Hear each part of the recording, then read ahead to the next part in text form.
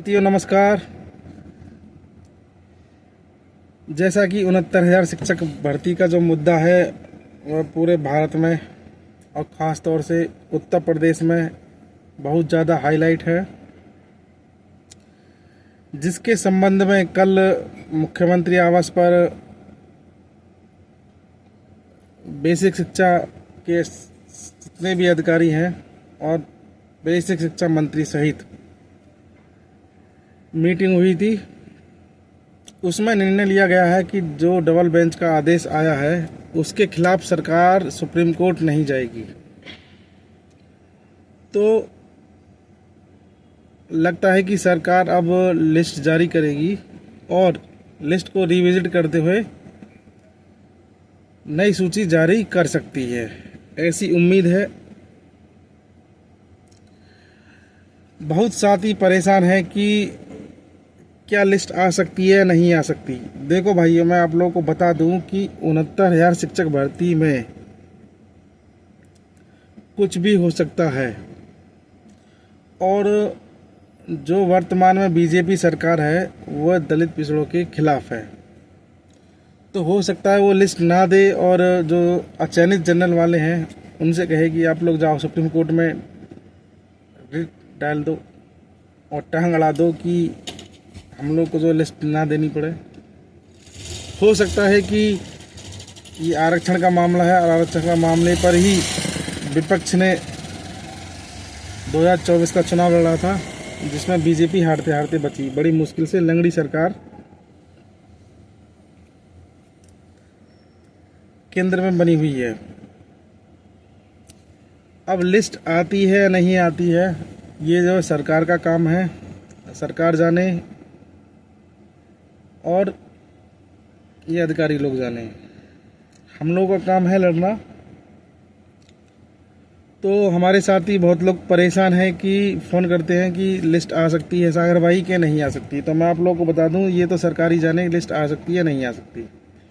खैर, एक बार लिस्ट आ जाए तो लगभग पता चल जाए कि इस भर्ती में कितना घोटाला है कितना घोटाला नहीं है।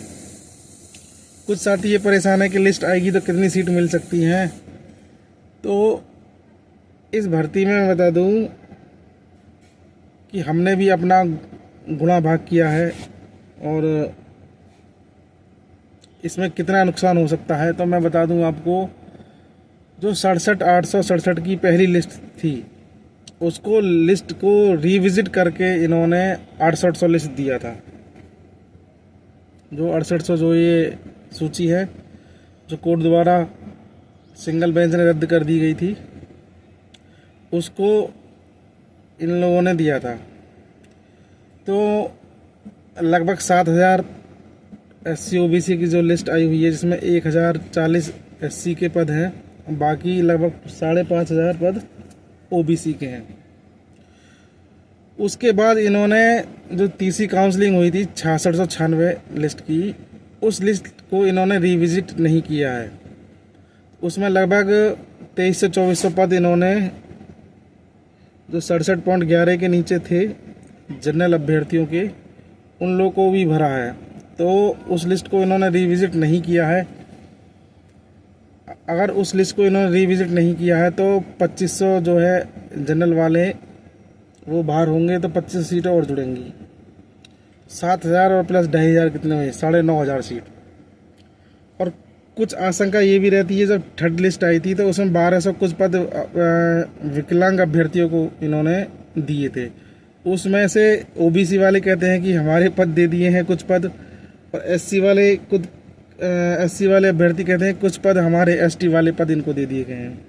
तो हो सकता है उनमें 200 400 पद इन्होंने जो है SC और जो है OBC की पद काट कर इन्होंने हो सकता है सामान्य वर्ग को भर लिया गया हो। तो मोटा मोटा 7 से और 10,000 के आसपास जो इन्होंने घोटाला किया है अगर लिस्ट रिविजिट होती है तो।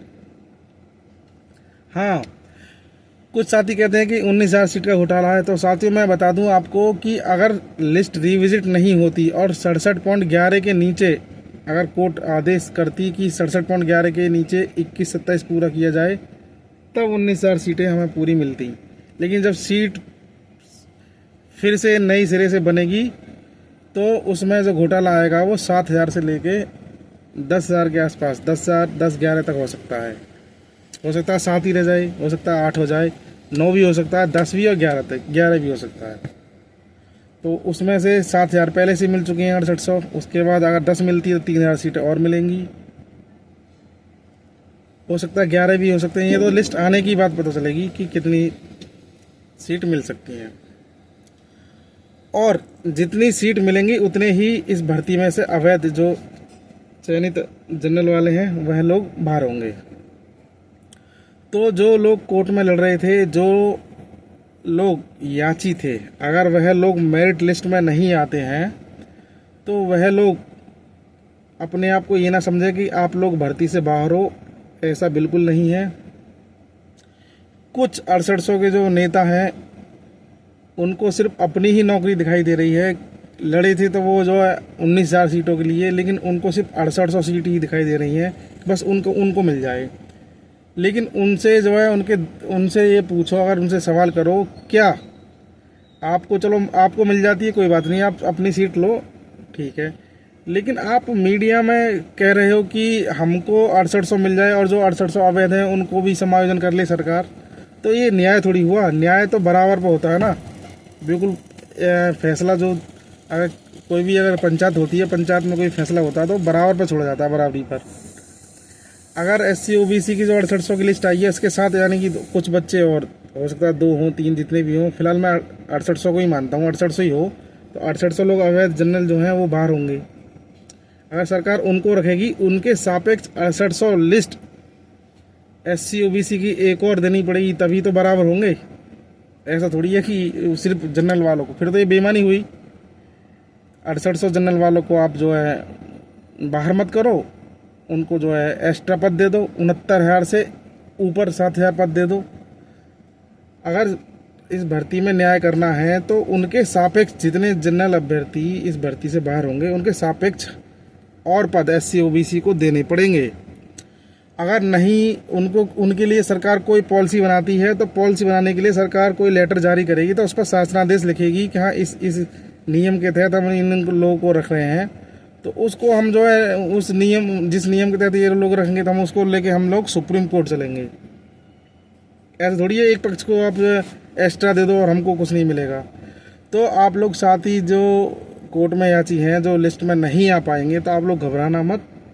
हम लोग जो है, अगर जो अवैध हैं अगर वह भर्ती में रहेंगे, सरकार उनको रखना चाहेगी किसी पॉलिसी के तहत, तो उसको हम सुप्रीम कोर्ट में चुनौती देंगे और आखिरी दम तक लड़ेंगे। सिर्फ जनरल को ही भर्ती में जो एक्स्ट्रा पद मिलेंगे उनको ही नहीं रखा जाएगा, उनके सापेक्ष अगर मोटा मोटा 7,000 भी पद मानते हैं तो 7,000 SC OBC जो हमारे कोर्ट में लड़ने वाले रहेंगे उनको दिया जाए, या जितने कोर्ट में याची हैं सबको उनको समायोजन कर लिया जाए। ये बात हम सुप्रीम कोर्ट में कहेंगे, कोर्ट में चलकर। ऐसा नहीं है कि ये हमारी बात सरकार मान ले। अगर सरकार कोई शिक्षा मंत्री या अधिकारी कहें कि लिस्ट नहीं निकाल रहे और जो है इस लिस्ट निकालने से जो चयनित हैं वह बाहर हो सकते हैं, तो आप लोग जितनी भी याचिका हैं उनकी डिटेल मंगा लो और जो जितने भी याची हैं उनसे एक प्रत्यावेदन जमा करा के विभाग कुछ भी कर सकती है। बहुत सारी चीज़ें हैं जो हो सकती हैं, लेकिन फ़िलहाल जो परिस्थिति बनी हुई है उसके हिसाब से सरकार अगर लिस्ट निकालती है तो उसके हिसाब से उतने ही लोग जो है बाहर होंगे। जो बाहर होंगे तो उनके खिलाफ हम लोग लड़ेंगे, सुप्रीम कोर्ट में लड़ेंगे। तो जितने हमारे साथी हैं वो फ़ोन करके बहुत ज़्यादा परेशान है कि अब तो लिस्ट आ जाएगी, उनका हो जाएगा, हम लोग का नहीं होगा, हम तो कहीं के नहीं रहे, 5 साल लड़े, क्या हुआ। अभी लड़ाई ख़त्म नहीं हुई है, अभी खेल यहीं से शुरू हुआ है, क्योंकि हम ATRE जीत गए। ATRE जीतने के बाद हमारे ज़्यादा लोग ओवरलैप करके भर्ती में अंदर जाएंगे। जब भर्ती में अंदर जाएंगे उतने ही लोग बाहर होंगे। बाहर लोग जो होंगे उनको सरकार कोई ना कोई पॉलिसी बनाएगी। जब पॉलिसी बनाएगी तो हम लोगों, अगर उस पॉलिसी में हम लोग को नहीं रखते हैं तो उस पॉलिसी को हम लोग सुप्रीम कोर्ट में चुनौती देंगे। जैसे डबल बेंच सिंगल बेंच में हम लोग लड़े हैं, ऐसे ही सुप्रीम कोर्ट में लड़ेंगे। सुप्रीम कोर्ट में हम अपना पक्ष रखेंगे कि साहब जो बिना मेरिट के ये लोग आ गए हैं, इनको क्यों रख लिया। वैसे भी ये जो है जनरल वाले हैं, और वैसे भी इनकी आर्थिक स्थिति, सारी परिस्थिति जो सही, वो जो है ठीक ठाक है। और हम जो है SC OBC से हैं, दलित पिछड़े लोग हैं, और हमको ही नहीं रखा जा रहा। या तो आप इन लोगों को बाहर कर दो भर्ती से हमेशा के लिए, अगर इनको रखना चाहते हो तो हम लोग को भी रखो, वगैरह वगैरह जो है ये बातें सुप्रीम कोर्ट में रखी जाएंगी। तो आप लोग बिल्कुल इसके लिए तैयार रहें। अगर सरकार इनके लिए कोई पॉलिसी बनाती है तो उस पर हमारी पूरी नज़र है, और हम लोग चुपचाप नहीं बैठेंगे।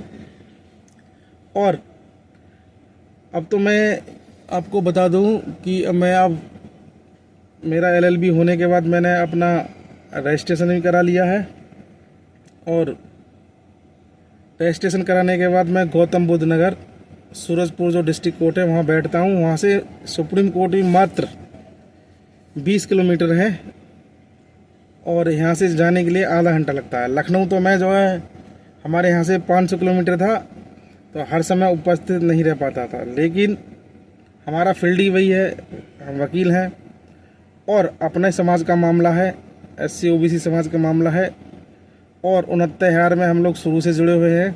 तो इसकी लड़ाई हम अधूरी नहीं छोड़ेंगे। ये न्याय नहीं है। न्याय होता है बराबर पे, बिल्कुल बराबर पे न्याय करना। ऐसा नहीं है एक को तुम यहाँ छोड़ दो, एक को यहाँ छोड़ दो, एक को आसमान पर बिठा दो, एक को ज़मीन पर छोड़ दो, ऐसा नहीं होगा। अगर अचयनित जो जनरल वाले जो बाहर होंगे, जो जिनकी संख्या कितनी भी हो सकती है 7,000 से ऊपर, अगर उनको भर्ती में रखोगे तो भाई भर्ती में हमको भी रखना पड़ेगा। इसकी लड़ाई हम लोग लड़ेंगे, दमदारी से लड़ेंगे, और इसके लिए हम बिल्कुल तैयार हैं। सरकार की जो भी पॉलिसी होगी, जो भी मेरिट लिस्ट आएगी, उस पर हमारी नज़र है। सरकार क्या करेगी क्या नहीं करेगी, उस पर हम लोग नज़र रखे हुए हैं। और जो नई लिस्ट आएगी तो उसमें कुछ हमारे साथी जो SC समाज से हैं वो कहते हैं कि ST की पद इस लिस्ट में जुड़ के आएंगे। तो मैं बता दूं, हाँ, जो नई लिस्ट आएगी तो उसमें ST के पद आएंगे। अब जो भी लिस्ट आएगी उसमें बिल्कुल निष्पक्ष लिस्ट आएगी, अगर सरकार देगी तो। अगर सरकार खेल खेलेगी तो मामला सुप्रीम कोर्ट जो है जनरल वाले लेके जा रहे हैं। हो सकता है सरकार भेज दे, कुछ भी हो सकता है। तो आप लोग परेशान ना हो, जितने भी याची हैं, आप लोग बस समय का इंतज़ार करें, और सरकार क्या करती है इसको देखें। और सरकार जो अवैध हैं उनको पॉलिसी बनाएगी तो उस पर हमारी नज़र है, उसको लेके हम लोग सुप्रीम कोर्ट में चलेंगे। फ़िलहाल आप लोग इंतज़ार करिए और ज़्यादा परेशान ना हो। बार बार जो है अपने लीडरों को भी परेशान ना करें, फ़ोन ना करें, क्योंकि अभी कुछ हुआ नहीं है। सिर्फ अभी कागज़ों में, मीडिया में हवा हवाई चल रही है। हो सकता है योगी बाबा जी ने उनकी जो छवि धुलमिल हो रही थी उसको जो है शांत करने के लिए एक मीटिंग बुला ली हो, और जो है वैसी लॉलीपॉप पकड़ा दिया हो। इनका कुछ नहीं कह सकते क्योंकि ये मनुवादी लोग हैं। ठीक है साथियों, हमारी नज़र है। मैं बीच बीच में आप लोग को जो है बताता रहूँगा क्या चल रहा है, पोस्ट के माध्यम से या वीडियो के माध्यम से। जितने साथी इस वीडियो को देख रहे हैं शेयर करें और चैनल को सब्सक्राइब करें। ठीक है साथियों, फिर मिलते हैं।